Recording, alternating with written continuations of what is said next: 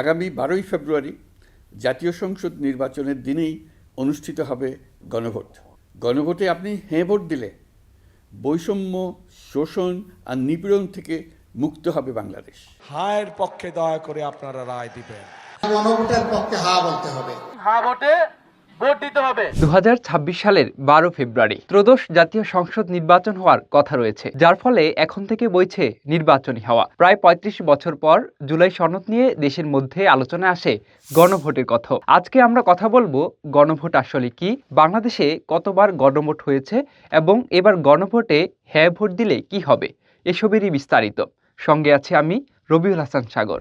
যখন রাষ্ট্রের সবচেয়ে গুরুত্বপূর্ণ কোনো সিদ্ধান্তে জনগণের সরাসরি মতামতের প্রয়োজন হয়, তখনই আসে এক ঐতিহাসিক প্রক্রিয়ার জন্ম। সেই প্রক্রিয়ার নামই হলো গণভোট। গণভোট হলো এমন একটি পদ্ধতি যেখানে জনগণ কোনো নির্দিষ্ট ব্যক্তি বা দল নয়, বরং একটি আইন, একটি নীতি বা একটি প্রস্তাবের ওপর সরাসরি তাদের হ্যাঁ বা না ভোট প্রদান করে। বাংলাদেশে এ পর্যন্ত 3বার গণভোট অনুষ্ঠিত হয়েছে। প্রথমটি হয়েছিল 1977 সালে রাষ্ট্রপতি জিয়াউর রহমানের সামরিক শাসন ও নীতির প্রতি জনগণের আস্থা যাচাইয়ের জন্য।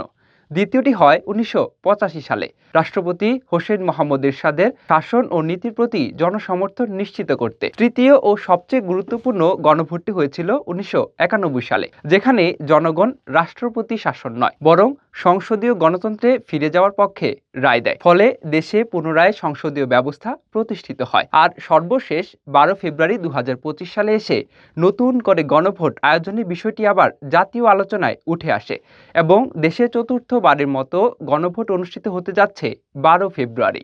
ত্রয়োদশ জাতীয় সংসদ নির্বাচনে যদি গণভোটে হ্যাঁ দেওয়া হয়, তাহলে দেশে বেশ কিছু পরিবর্তন আসবে। যেমন সরকারি দল ইচ্ছেমতো সংবিধান সংশোধন করতে পারবেন না। সংবিধানের গুরুত্বপূর্ণ পরিবর্তনের ক্ষেত্রে গণভোটের বিধান চালু হবে। বিরোধী দল থেকে ডেপুটি স্পিকার এবং গুরুত্বপূর্ণ সংসদীয় কমিটিসমূহের সভাপতি নির্বাচিত হবেন। যত মেয়াদি হোক, কেউ সর্বোচ্চ 10 বছরের বেশি প্রধানমন্ত্রী থাকতে পারবেন না। সংসদে নারীর প্রতিনিধিত্ব পর্যায়ক্রমে বাড়বে। ক্ষমতার ভারসাম্য প্রতিষ্ঠার জন্য পার্লামেন্টের একটি উচ্চ কক্ষ গঠিত হবে। দেশের বিচার ব্যবস্থা স্বাধীনভাবে কাজ করবে। মৌলিক অধিকারের সংখ্যা বাড়বে। দণ্ডপ্রাপ্ত অপরাধীকে রাষ্ট্রপতি ইচ্ছেমতো ক্ষমা করতে পারবেন না। রাষ্ট্রপতি ও প্রধানমন্ত্রী ক্ষমতার মধ্যে ভারসাম্য থাকবে। রাষ্ট্রভাষা বাংলা মর্যাদার পাশাপাশি অন্যান্য জাতিগোষ্ঠীর ভাষাও সাংবিধানিকভাবে স্বীকৃতি হবে এবং তত্ত্বাবধায়ক সরকার, নির্বাচন কমিশন ও সরকারি কর্ম কমিশন গঠনে সরকারি দল ও বিরোধী দল একত্রে কাজ করবে।